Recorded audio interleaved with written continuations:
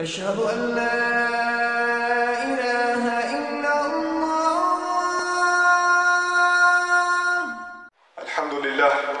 الحمد لله خالق الوجود من العدم وجاعل النور من الظلم ومخرج الصبر من الألم وملقي التوبة على الندم، فنشكره على المصائب كما نشكره على النعم، ونصلي على رسوله الأكرم ذي الشرف الأشم والنور الأتم والكتاب المحكم وكمال النبيين والخاتم، سيد ولد آدم الذي بشر به عيسى ابن مريم ودعا لبعثته إبراهيم عليه السلام حين كان يرفع قواعد بيت الله المحرم، فصلى الله عليه وسلم وعلى أتباعه خير الأمم الذي بارك الله بهم كافة الناس العرب منهم والعجم.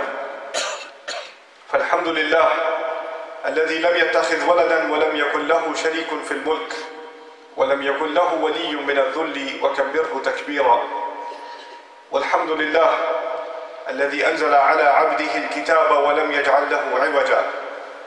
والحمد لله الذي نحمده ونستعينه ونستغفره ونؤمن به ونتوكل عليه ونعوذ به من شرور أنفسنا ومن سيئات أعمالنا، من يهده الله فلا مضل له ومن يضلل فلا هادي له، ونشهد أن لا إله إلا الله وحده لا شريك له، ونشهد أن محمدا عبد الله ورسوله أرسله الله تعالى بالهدى ودين الحق ليظهره على الدين كله وكفى بالله شهيدا، فصلى الله عليه وسلم تسليما كثيرا كثيرا.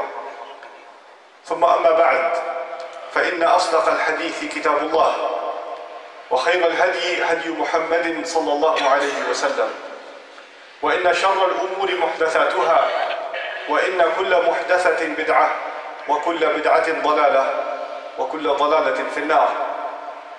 يقول سبحانه وتعالى في كتابه الكريم بعد نقول أعوذ بالله من الشيطان الرجيم: وأوحى ربك إلى النحل أن اتخذي من الجبال بيوتا ومن الشجر ومما يعرشون ثم كلي من كل الثمرات فاسلكي سبل ربك ذللا يخرج من بطونها شراب مختلف ألوانه فيه شفاء للناس إن في ذلك لآية لقوم يتفكرون. رب اشرح لي صدري ويسر لي أمري واحلل عقدة من لساني يفقه قولي. واللهم ثبتنا عند الموت بلا إله إلا الله، واللهم اجعلنا من الذين آمنوا وعملوا الصالحات وتواصوا بالحق وتواصوا بالصبر آمين يا رب العالمين। একজন মুসলিমের চিন্তা পদ্ধতি অন্য সবার চেয়ে ভিন্ন। এর কারণ হলো আল্লাহর কিতাব। এটা আমাদের চিন্তাধারাকে রূপদান করে। বস্তুত আজ আমি আলোচনা শুরু করতে চাই সূরা মুলকের একটি আয়াত দিয়ে, যেখানে বলা হয়েছে লোকেরা জাহান্নামে প্রবেশ করছে আর প্রবেশ করাকালে তাদেরকে তাদের অপরাধ সম্পর্কে জিজ্ঞেস করা হচ্ছে। তখন তারা উত্তরে বলবে ওয়াকালু লাউ কুন্না নাসমাউ আও নাকিল মা কুন্না ফি আসহাবিস সাঈর, বিখ্যাত একটি আয়াত। এবং তারা বলবে যদি আমরা শুনতাম।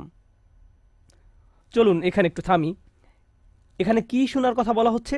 যদি কুরআন শুনতাম, যদি ইসলামের বার্তা শুনতাম, যদি উপদেশগুলো শুনতাম, যদি কুরআন শুনতাম। এই অংশটি সবাই বুঝে, কিন্তু এরপরের আয়াতে ওয়া নাকিলু বলা হয়নি, বলা হয়েছে আও নাকিলু, লাউ কুন্না নাসমাউ আও নাকিলু। আর আরবিতে আও অর্থ অথবা, যদি আমরা শুনতাম অথবা বিবেক বুদ্ধি প্রয়োগ করতাম, অর্থাৎ যদি শুনতাম অথবা অন্ততপক্ষে চিন্তা ভাবনা করতাম। কথাগুলো এভাবে উপস্থাপনার পেছনে শক্তিশালী উদ্দেশ্য রয়েছে। একদিকে মুসলমানরা কিছু শুনলে সেখান থেকে কিছু শেখার চেষ্টা করবে। আমরা খুতবা শুনি, রিমাইন্ডার শুনি, লেকচার শুনি, কিছু পড়লেও আমরা ওইখান থেকে শিখি। এগুলো থেকে আমরা উপদেশ গ্রহণ করে থাকি এবং হতে পারে এগুলোর আলোকে নিজের ভালোর জন্য নিজের মাঝে পরিবর্তন আনি। অন্তত পক্ষে প্রত্যেকের মাঝে পরিবর্তনের চেষ্টা থাকা উচিত। এই মানুষগুলোর আজ এই পরিণতির অন্যতম একটা কারণ হলো ভালো ভালো উপদেশ শোনার পরেও তারা নিজেদের পরিবর্তন করেনি। তারা শুনতে অস্বীকার করলো। মানে শ্রবণ করার দুইটা দিক রয়েছে, একদিকে কিছু কথা কানে প্রবেশ করা আর অন্যদিকে সে কথাগুলো নিজের জীবনে প্রয়োগ করা। আরবি ভাষার ক্ষেত্রে এই কথা যেমন সত্য, তেমনি ইংরেজি ভাষার ক্ষেত্রেও সত্য। যেমন যখন একজন বলেন আমি তাকে উপদেশ দেওয়ার চেষ্টা করেছি কিন্তু সে শোনেনি, এর অর্থ এটা নয় যে সে আমার কথা শুনতে পায়নি, বরং এর অর্থ হলো সে আমার কথা অনুযায়ী কাজ করেনি। তাহলে দেখা যাচ্ছে শ্রবণ করার মাঝে এই দুইটি দিক রয়েছে। কিন্তু পরের কথাটির উপর আজ আমি জোর দিতে চাই, অথবা যদি আমরা চিন্তা ভাবনা করতাম, যদি আমরা নিজেদের বিবেক বুদ্ধি প্রয়োগ করতাম। এই আয়াতের বাহিরে আরও বহু আয়াতে আমাদের বলেছেন একজন মুসলিমের নিয়মিত চিন্তা করা উচিত, এমনকি যখন সে কোনো শায়েকের কাছ থেকে কিছু না শুনে নিভৃতে বসে থাকে তখনও তার চিন্তা করা উচিত। আমরা সর্বদা চিন্তাশীল মানুষ, তো যে বিষয়গুলো আমাদের চিন্তাশীল বানায় তা হলো আয়াত। আল্লাহর নিদর্শনগুলোর উদ্দেশ্য হলো লাআল্লাহুম ইয়াতাফাক্কারুন লিকওমি ইয়াকিলুন লাআল্লাকুম তাকিলুন লিয়াদাব্বারু লিআয়াতি, যাতে তারা এর আয়াতসমূহ নিয়ে গভীরভাবে চিন্তা করে। আর আয়াত বলতে শুধু কোরআনের আয়াত বোঝানো হচ্ছে না, চারপাশে আল্লাহর যে বিস্ময়কর সৃষ্টি রয়েছে তাও বোঝানো হচ্ছে। যখন বাহিরে গিয়ে আকাশের দিকে তাকান তখন আপনার এটা নিয়ে চিন্তা করা উচিত। আমরা যখন বাহিরে কোনো গাছের দিকে তাকাই তখনও আমাদের চিন্তা করা উচিত। মুসলিমদের তো এটাই করার কথা। সবাই যা দেখে আমরা তো তা নিয়ে ভিন্নভাবে চিন্তা করি, তারাও দেখে আর আমরাও দেখি। কিন্তু আমরা যখন দেখি আমরা এর সাথে অন্য কিছুও পর্যবেক্ষণ করি, আমরা চিন্তা করার সুযোগ দেখি। তো আজকের খুতবাহ এমন একটি বিষয় নিয়ে যা অনেকটা উপেক্ষিত। আল্লাহ আজ্জা জাল্লা চান আমরা যেন এই সম্পর্কে চিন্তা করি।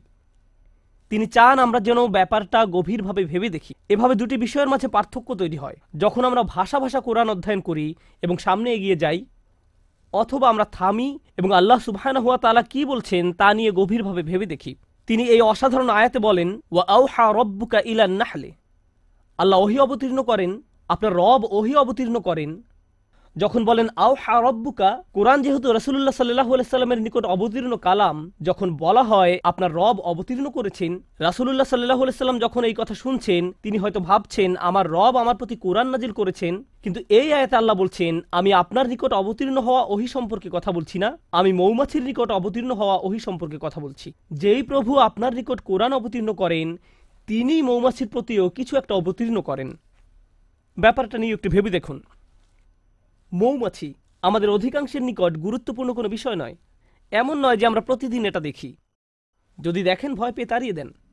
আর যদি শহরে বাস করেন তাহলে তো আপনি এমনিতেই প্রকৃতি থেকে অনেক দূরে। মোটের উপর আমরা ইট পাথরের শহরে থাকি। আল্লাহর সৃষ্ট বিস্ময়কর প্রকৃতির সাথে আমাদের সাক্ষাৎ হয় কদাচিৎ। যে একটি সৃষ্টিকে এখনও এড়ানো যায় না তা হলো আকাশ। আকাশ সব সময় উপস্থিত। যারা ব্যস্ত শহরে বাস করেন তাদের এমনকি উপরের দিকে তাকানোরও সময় থাকে না। তারা আশেপাশে তাকান, বাসে যাতায়াত করেন, তারা এমনকি আকাশও দেখেন না। তাহলে আমরা কি নিয়ে ভাবব?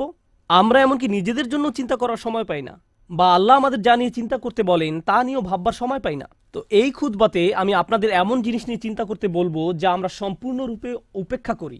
একটি মৌমাছি, বিশেষ করে আল্লাহ আজ্জা জাল্লা তার রাসূল সাল্লাল্লাহু আলাইহি সাল্লামকে বলেন এমন এক ধরনের ওহী আছে যা আমি আপনার নিকট অবতীর্ণ করেছি মৌমাছির প্রতি। সুবহানাল্লাহ। আমাদেরকে মৌমাছি নিয়ে চিন্তা করতে হবে, কারণ কোরআনে আল্লাহ যা কিছু বলেছেন সব কিছু আমাদের হেদায়েতের জন্য। তাই একজন বিশ্বাসী হিসেবে এই ক্ষুদ্র সৃষ্টির প্রতি আমাদের এখন অন্যরকম একটা শ্রদ্ধা তৈরি হয়েছে, কারণ আল্লাহ বর্ণনা করেছেন এই ক্ষুদ্র সৃষ্টি আল্লাহর ওহী গ্রহণ করে থাকে।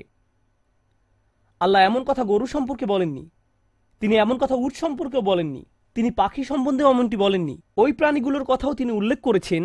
তিনি বহু প্রাণীর নাম উল্লেখ করেছেন কোরআনে। অন্য অনেক সৃষ্টির কথা কোরআনে এসেছে, কিন্তু ওহীর ব্যাপারটি যা আমাদের মনোযোগকে বিশেষভাবে আকর্ষণ করেন, এই সৃষ্টির মাঝে বিশেষ কিছু রয়েছে যার দরুন আল্লাহ আমাদেরকে এর প্রতি মনোযোগ দিতে বলেছেন। আর এটা একটা ভাবনার বিষয়। প্রকৃতপক্ষে যদিও এটা আজকের খুতবার বিষয় নয়, ব্যক্তিগতভাবে কয়েক মাস পূর্বে যখন আমি এই আয়াত নিয়ে গবেষণা করছিলাম, আমি মৌমাছির উপর নির্মিত 5-6টা ডকুমেন্টারি দেখেছিলাম। কারণ আল্লাহ চান আমরা যেন এই জীবটাকে কদর করি। আল্লাহ একে ওহী দিচ্ছেন, তাই এই প্রাণীটি যাই করুক না কেন তার সাথে ওহীর একটা সম্পর্ক আছে। এটি ওহীর দ্বারা অনুপ্রাণিত হয়ে কাজ করে। আমি মৌমাছি সম্পর্কে বেশি কিছু জানতাম না, তাই আমাকে এই বিষয়ে অধ্যয়ন করতে হয়েছিল। আমি এই অধ্যয়নকে ইসলামী অধ্যয়ন মনে করি। ডকুমেন্টারি দেখে দেখে মৌমাছির জীবন প্রণালী শেখা এবং নোট করা আমার জন্য এটা আল্লাহর দ্বীন অধ্যয়ন করার নামান্তর। কারণ এই বিষয়টা নিয়ে আল্লাহ আমাদেরকে চিন্তা করতে বলেন। আল্লাহর এই কিতাব থেকে জ্ঞান এবং প্রজ্ঞা অর্জন করতে হলে আমাদের দৃষ্টিভঙ্গির প্রসারতা থাকা জরুরি। যাই হোক, এই আয়াতে আল্লাহ বলেন আনিত্তাখিযি মিনাল জিবালি বুয়ুতা। আল্লাহ মৌমাছির প্রতি ওহী নাজিল করেন। ইত্তাখিযি এর অর্থ সরাসরি আদেশ। ইত্তাখিযি এখানে প্রত্যাশিত ভাষা হওয়ার কথা ছিল আনতাত্তাখিযা মিনাল জিবালি বুয়ুতান, পাহাড়ে। এর বাসা নির্মাণ করা উচিত পাহাড়ে। ওয়া মিনাশ শাজারি এবং গাছে। ওয়া মিম্মা ইয়ারিশুন এবং তারা যে গৃহ নির্মাণ করে তাতে। অর্থাৎ মৌচাষীরা এর জন্য যে খাঁচা নির্মাণ করে, যে গৃহ নির্মাণ করে তাতে। তাহলে মানুষ তাদের জন্য যে খাঁচা তৈরি করে তাতেও এরা বাসা তৈরি করতে পারে। এখন আমরা এই আয়াত থেকে যা শিখি, প্রথমত আল্লাহ বিশেষভাবে উল্লেখ করলেন তিনি মৌমাছিকে সরাসরি আদেশ দিয়ে থাকেন। ইত্তাখিযি ব্যাকরণের দিক থেকে ফেলে আমরের মধ্যম পুরুষে ব্যবহৃত হয়েছে। আল্লাহ সরাসরি মৌমাছির সাথে যোগাযোগ করে বলছেন তার কোথায় বাসা বানানো উচিত।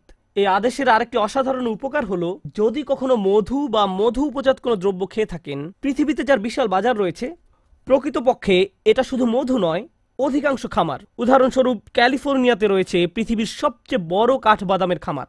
পৃথিবীর 90% কাঠবাদাম আসে সেখান থেকে, আর এর সবটা আসে মূলত মৌমাছির সাহায্যে, যারা বিভিন্ন রকম কাঠবাদামের গাছ থেকে ফুলের রেণু সংগ্রহ করে এবং পরাগায়নে সাহায্য করে, এবং এজন্য কৃষকরা সেখানে মৌ চাষ করে। এখন আল্লাহর প্রতি ওহী নাজিল করে বলেন তুমি বাসা বানাতে পারো পাহাড়ে, বাসা বানাতে পারো গাছে। যদি আল্লাহ না বলতেন ওয়া মিম্মা ইয়ারিশুন, তাহলে আপনারা মৌমাছির বাসা পেতেন শুধুমাত্র পাহাড়ে এবং গাছে। আমরা কখনোই মৌ চাষ করতে পারতাম না। কিন্তু তিনি বলেছেন ওয়া মিম্মা ইয়ারিশুন, যেন আমি আর আপনি মধু খাওয়ার স্বাদ উপভোগ করতে পারি। কারণ আল্লাহ একে অনুমতি দিয়েছেন মানুষের তৈরিকৃত বাসায় মৌচাক নির্মাণের জন্য, যেন আমরা এর চাষ করতে পারি। ব্যাপারটা নিয়ে একবার ভেবে দেখুন। এই ভাবনা আমাদেরকে এই সত্য অনুধাবন করতে সাহায্য করে যে আল্লাহর সৃষ্টি জগৎ থেকে যত কিছু আমরা উপভোগ করতে পারছি, এর কারণ আল্লাহ এদেরকে সরাসরি আদেশ করেছেন আমাদের সেবা করার জন্য। এই ক্ষেত্রে মৌমাছিকে আদেশ করা হয়েছে আমাদের সেবা করার জন্য। তাই যখন মানুষ মৌ বক্স নির্মাণ করে, তুমি তাকে নিজের বাসা হিসেবে গ্রহণ করে নাও। কিন্তু আজ আসলে যে বিষয়টা নিয়ে কথা বলতে চাই তা হলো এই ক্ষুদ্র সৃষ্টি থেকে কিছু পথ নির্দেশনা। শুধু এই সৃষ্টির কদর করা নয়, বরং কিছু হেদায়েত। আর আমি এমন কিছু শিক্ষা এর কাছ থেকে পেয়েছি যা আমাকে সম্পূর্ণ হতবুদ্ধি করে দিয়েছে। আমি রাসূলুল্লাহ সাল্লাল্লাহু আলাইহি সাল্লামের একটি হাদিস পেয়েছি, ওয়াল্লাযী নাফসি বিয়াদিহি, আমি সেই সত্তার শপথ করে বলছি যার হাতে আমার প্রাণ। আল্লাহ রসুল সাল্লাল্লাহু আলাইহি সাল্লাম কোনো শপথ করা ছাড়াই যা ইচ্ছা বলতে পারতেন, কিন্তু তিনি সর্বপ্রথম আল্লাহর নামে শপথ করেছেন, কারণ তিনি এখন যা বলতে যাচ্ছেন নিশ্চয়ই তা আশ্চর্যজনক কোনো বিষয়। তিনি বলেন ইন্না মাসালাল মুমিন কামাসালিল নাহলা, ঠিক মৌমাছির মতো। মুমিনের উদাহরণ হলো ঠিক মৌমাছির মতো। আমি বসে থেকে ভাবলাম সুবহানাল্লাহ, আল্লাহ প্রথমে আমাদের বলছেন তিনি মৌমাছির প্রতি ওহী প্রেরণ করেন, আর এখন রাসূলুল্লাহ সাল্লাল্লাহু আলাইহি সাল্লাম বলছেন তুমি যদি মুমিন হতে চাও তাহলে ঠিক মৌমাছির মতো হও। মৌমাছির মতো হলে কি হবে, আর কিভাবে মৌমাছির মতো হব? মৌমাছি আমাকে আমার ঈমান সম্পর্কে কি শেখাবে? কিভাবে একজন বিশ্বাসীর মতো বাঁচতে হবে এ ব্যাপারে মৌমাছি কি শেখাবে? ব্যাপারটা এতই সিরিয়াস যে আল্লাহ রসুল সাল্লাল্লাহু আলাইহি সাল্লাম প্রথমে আল্লাহর নামে শপথ করেছেন, তারপর এই কথা বলেছেন।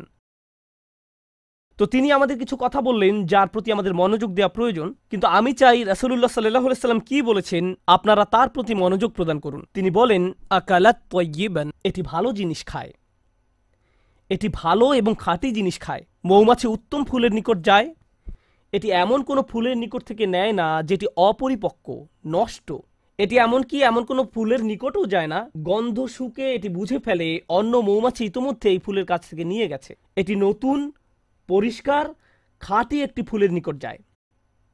এটি শুধু সেই ধরনের ফুলের নিকট যায়। আমাদের ঈমানের প্রথম যে ব্যাপারটি এখানে হাইলাইট করা হয়েছে তা হলো যে রিজিকের আমরা সন্ধানে বেরিয়ে পড়ি, শুধু যে খাদ্য আহার করি তাই নয়, বরং যে রিজিকের পিছনে ছুটি, যে চাকরি আপনি পাবেন, যে ব্যবসা আপনি শুরু করবেন, যে টাকা আপনি কামাবেন এবং যে খাদ্য আপনি আহার করবেন, সব কিছুতে খাঁটি জিনিসের সন্ধান করুন। এমন জিনিসের অনুসন্ধান করুন যা খাঁটি, যা পবিত্র। সর্বোত্তম জিনিসের খোঁজ করুন। আর জানেন তো, মৌমাছি সবচেয়ে ভালো ফুল না পাওয়া পর্যন্ত খুঁজতে থাকে। তাই আমাদেরও সেরাটা অর্জন করতে হবে। ফালিয়ুতকিনহু, একজন মুমিনের দৃষ্টিভঙ্গি এমনই, তার উচিত দক্ষতা অর্জন করা। আপনাদের সবাই যখন কিছু করবেন তাতে দক্ষতা অর্জন করুন। আপনার উচিত সেরা হওয়া, এটাই মৌমাছি করে। সে সেরা ফুলের সন্ধানে থাকে, এটাই মৌমাছি করে। এটাই প্রথম শিক্ষা। তারপর তিনি বলেন অওয়াদাআত তাইয়িবান, এটি উত্তম উপায়ে বসে। যেভাবে এটি ফুলের উপর বসে তা খুব সুন্দর। ব্যাপারটা ভালো এবং খাঁটি। আর আপনাকে এ সম্পর্কে গবেষণা করতে হবে। মৌমাছি নিয়ে গবেষণা না করলে তো এটা আপনি জানতে পারবেন না। মৌমাছি নিয়ে অধ্যয়ন করলে জানতে পারবেন তারা শুধু সে ফুলের কাছেই পরাগ নিয়ে যায় যে ফুলের পরাগ দরকার। মৌমাছি যখন কোনো ফুল থেকে মধু নিতে যায়, তারা ওই ফুল থেকে মধু নিবে না যদি না তারা ওই ফুলকে আরো বেশি কিছু দেয়। তারা একে জীবন দিবে, পরাগ দিবে। আমাদের সবার জীবনে বিভিন্ন রকম সম্পর্ক রয়েছে, ঠিক যেমন মৌমাছির ফুলের সাথে সম্পর্ক আমাদের প্রত্যেকের সম্পর্ক রয়েছে। আপনার আমার প্রতিটি সম্পর্কের ক্ষেত্রে আপনি কিছু নেন এবং কিছু দিয়ে থাকেন। আপনার বিবাহের ক্ষেত্রে আপনি কিছু দিয়ে থাকেন এবং কিছু নিয়ে থাকেন। যখন আপনি পিতা বা মাতা হন, যখন আপনি একজন শিক্ষক, তখন আপনি কিছু দিয়ে থাকেন এবং কিছু নিয়ে থাকেন। যখন আপনি কারো চাকরি করেন বা মালিক পক্ষের হয়ে থাকেন, তখনও কিছু নিয়ে থাকেন এবং কিছু দিয়ে থাকেন। কিন্তু মৌমাছি যা কিছু নেয় তার চেয়ে অনেক বেশি দিয়ে থাকে। এটি নেওয়ার চেয়ে দেয় অনেক বেশি, আর যা প্রদান করে তা গ্রহীতার জীবনকে উন্নত করে। আর যা নিয়ে যায় তা গ্রহীতার কোনো ক্ষতি করে না। এটি ফুল থেকে যা নেয় তা ফুলের কোনো ক্ষতি করে না। এটি ফুলের উপর পা গুলো রাখে খুব সুন্দর করে। প্রসঙ্গত, ফুলের খুব কোমল জায়গায় মৌমাছিকে বসতে হয়। ফুলের তুলনায় মৌমাছি ভারী একটা জীব। যদি সে তার সম্পূর্ণ ওজন ফুলের ওই কোমল জায়গায় রাখে, তাহলে এটি ভেঙে যেতে পারে। তাই এটি ভাসতে থাকে, পুরো ওজন ফুলের উপর রাখে না। এটি পাখাগুলোকে ঝাপটাতে থাকে যেন সম্পূর্ণ ওজন ফুলের উপর না রাখতে হয়। আমরা এখান থেকে কি শিখছি?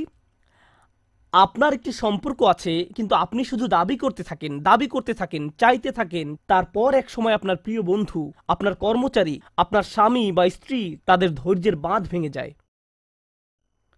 আপনার কিছু জিনিস দরকার, হ্যাঁ আমি একমত, কিন্তু অতিরিক্ত নিতে যাবেন না। তাদেরকে এমন চাপে ফেলবেন না যে তারা ভেঙে পড়বে। আর যদি কিছু চান তাহলে বেশি করে প্রদান করুন। তার জন্য কিছু নিয়ে আসুন, তারপর দাবি করুন। আর যখন চাইবেন কম করে চান, জাস্ট যতটুকু দরকার, যতটুকু প্রয়োজন। তাহলে আচ্ছা, এটা সুন্দরভাবে বসে, ভালো একটি জায়গা খুঁজে নিয়ে বসে, এটা সুন্দরভাবে আহার করে। এর আরেকটি উপকার হলো, যদি অন্য কোনো মৌচাকের মৌমাছি পাশ দিয়ে অতিক্রম করে এবং দেখে যে একটি মৌমাছি এই ফুল থেকে আহার করছে, তখন সে এখানে এসে কোনো ঝামেলা বাঁধায় না। কারণ যদি দুইটি আলাদা মৌচাকের মৌমাছি একটি ফুলের উপর গিয়ে বসে, তখন ফুলের ক্ষতি হয়ে যায়, এর আর পরাগায়ন হয় না, ফুলটি এর ফলে মারা যায়। তাই মৌমাছি ব্যাপারটা বুঝতে পারে। সে জানে যে এই ফুলের সাথে ওই মৌচাকের সম্পর্ক গড়ে উঠেছে, আমার আর এর কাছে যাওয়া উচিত নয়। এবং গন্ধ শুঁকে বুঝতে পারে। এরপর সে অন্য আরেকটি ফুলের নিকট যায় যাকে স্পর্শ করা হয়নি এখনো। আর আমরা কি করি? কেউ একটা দোকান খুললো, আরেকজন দেখে ভাবলো ভালো ব্যবসা, আমারও ঠিক একই রকম একটা দোকান দিতে হবে রাস্তার ওই পাশে। আর ওই লোকের সব কাস্টমার নিয়ে যায়। যখনই কোনো কাস্টমার ওই ব্যক্তির দোকানে যেতে নেয়, এই ভাই এদিকে আসেন, আপনাকে একটা জিনিস দেখাই। আমরা কি করি? আরো শত শত জায়গা আছে যেখানে আমি দোকান দিতে পারি। আল্লাহ রিজিক প্রশস্ত, আমাকে তার প্লেটের ভাত নিজের প্লেটে তুলে নিতে হবে না। কিন্তু এটাই আমরা করি। মানুষ এমন কৃপণের কৃপণ। আমি এমন মুসলিম চাকরিজীবীর কথা জানি যারা অনেক টাকা কামায়। আমি এমন ডাক্তারদের কথা জানি যারা যথেষ্ট টাকা আয় করে।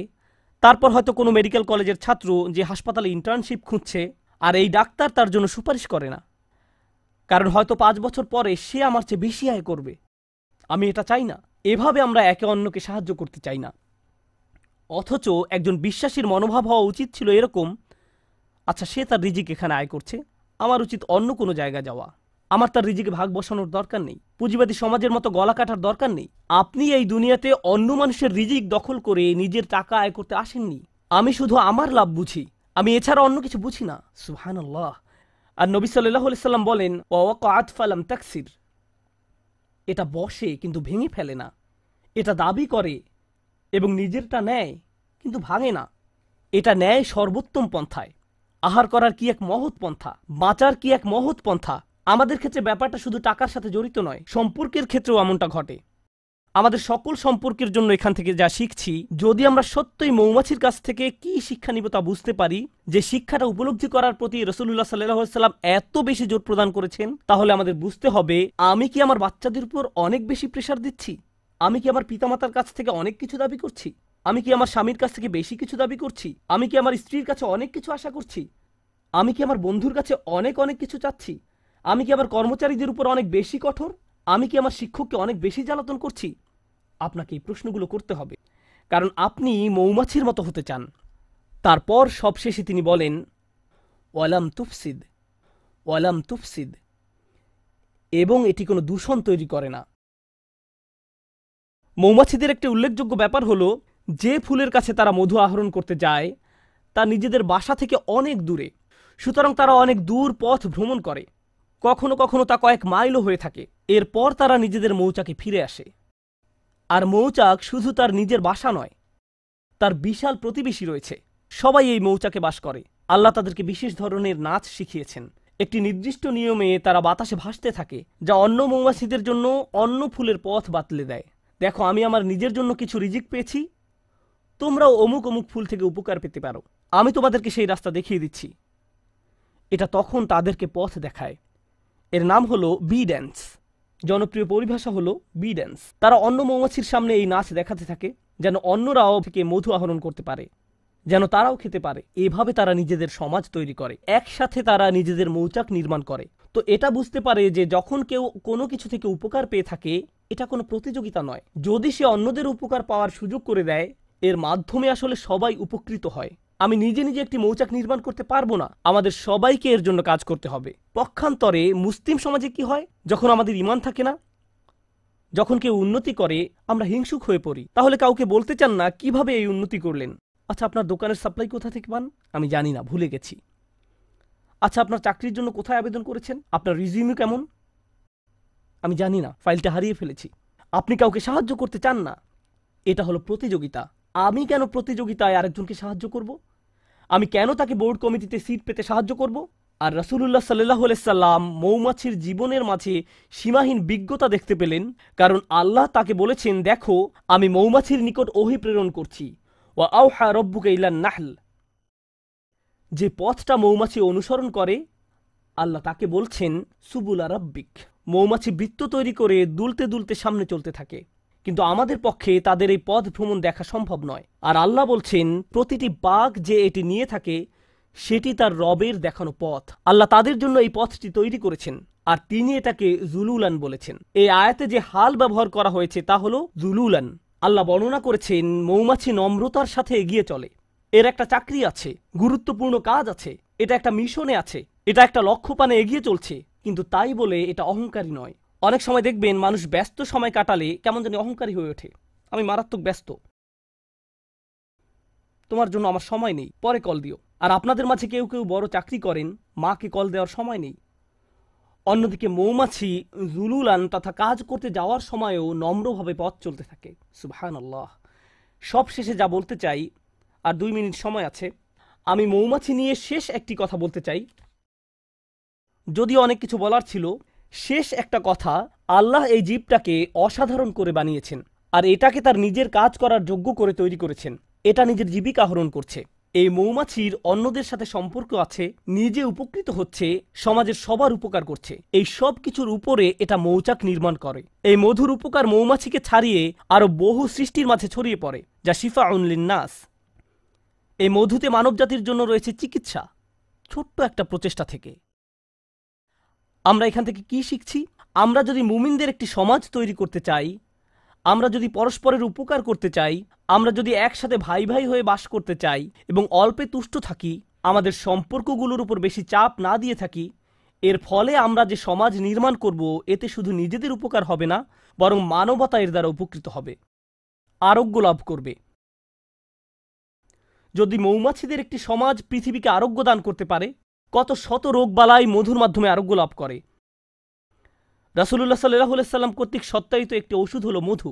আর মধু কখনো তৈরি হয় না যতক্ষণ না মৌমাছির একটি সমাজ একত্রে বসবাস করা শিখে এবং একত্রে কাজ করা শিখে। যদি এই উম্মাহ, যার মৌমাছির মতো হওয়ার কথা, যদি আমরা একসাথে কাজ করা শিখি, একত্রে বসবাস করা শিখি এবং আমাদের নিজস্ব সমাজ তৈরি করি, এর ফলে আমরা শুধু নিজেদের উপকার করব না, আমরা মানবজাতির জন্য আরোগ্য লাভের এক উপায়ে পরিণত হব। কারণ মানবজাতি আজ লোভী হয়ে পড়েছে, সবাই শুধু নিজের চিন্তায় ব্যস্ত। তারা বলে, আগে নিজের চরকায় তেল দাও। আমরা এই গ্রহকে জ্যান্ত সাবার করে ফেলেছি। প্রসঙ্গত, এতে অবাক হওয়ার কিছু নেই। আজ যেহেতু পৃথিবীতে ফিতনা বেড়ে গেছে, পৃথিবীতে আরেকটি ট্র্যাজেডিও লক্ষ্য করা যাচ্ছে। মৌচাকগুলো দিন দিন উধাও হয়ে যাচ্ছে। আল্লাহ আজ্জা ওয়া জাল্লার একটি অন্যতম নিদর্শন হারিয়ে যাচ্ছে। এবং এজন্য সব শেষে রাসূলুল্লাহ সাল্লাল্লাহু আলাইহি সাল্লাম বলেন, ওয়ালাম তুফসিদ, এটা ফাসাদ তৈরি করে না, এটা আহার করার মাধ্যমে আরো বেশি জীবন তৈরি করে। যখন মৌমাছি আহার করে এটি আরো জীবন তৈরিতে সাহায্য করে। আজকের দুনিয়ায় যেভাবে ম্যানুফ্যাকচারিং ইন্ডাস্ট্রিগুলো কাজ করে, যেভাবে আমি আপনি ভোগ করি, আমরা জীবন বৃদ্ধি করি না, বরং আমরা উৎপাদন করি উল্লেখযোগ্য পরিমাণে মৃত্যু ঘটানোর মাধ্যমে। আমরা পৃথিবীতে অনেক বেশি দূষণ তৈরি করি, আমরা অনেক বেশি সামাজিক অপচয় এবং অর্থনৈতিক অপচয় তৈরি করি, আমরা দুনিয়াতে ফাসাদ তৈরি করি। আর রাসূলুল্লাহ সাল্লাল্লাহু আলাইহি সাল্লাম বলছেন, মৌমাছির মতো ভোগ করতে শেখো যেন পৃথিবীতে ফাসাদ তৈরি করা থেকে বিরত থাকতে পারো। পৃথিবীকে আরো বাসযোগ্য করে তোলো। তোমরা তোমাদেরটা নিতে পারো, কিন্তু এর মানে এটা নয় যে পৃথিবীকে এর জন্য বিশাল মূল্য দিতে হবে, পরবর্তী প্রজন্মকে এর জন্য মূল্য দিতে হবে। আল্লাহ আমাদেরকে এর কদর করতে সাহায্য করুন, আমাদের চিন্তাশীল মানুষে পরিণত করুন। আল্লাহ আমাদেরকে গভীর জ্ঞানপূর্ণ এক ধর্ম দান করেছেন। আল্লাহর শপথ, যদি এই ধর্ম নিয়ে চিন্তা করেন তাহলে এটা অন্যরকম এক বিষয়। আর যদি সারা জীবন ধরে শুধু অনুসরণ করে আসছেন কিন্তু কোনোদিন এই ধর্ম নিয়ে চিন্তা করেননি, তাহলে এটা সম্পূর্ণ ভিন্ন রকম একটা বিষয়। আল্লাহ আমাদের চিন্তাশীল মানুষে পরিণত করুন, ভাবুক মানুষে পরিণত করুন, এবং এমন মানুষে পরিণত করুন যারা আসলেই কোরআনের আয়াত নিয়ে চিন্তা করতে পারে এবং রাসূল সাল্লাল্লাহু আলাইহি সাল্লামের হাদিসের গভীর শিক্ষা নিয়ে ভাবতে পারে। বারাকাল্লাহু লি ওয়া লাকুম ফিল কুরআনিল হাকিম ওয়া নাফা'নি ওয়া ইয়্যাকুম বিল আয়াতি ওয়া যিকরিল হাকিম। أشهد أن لا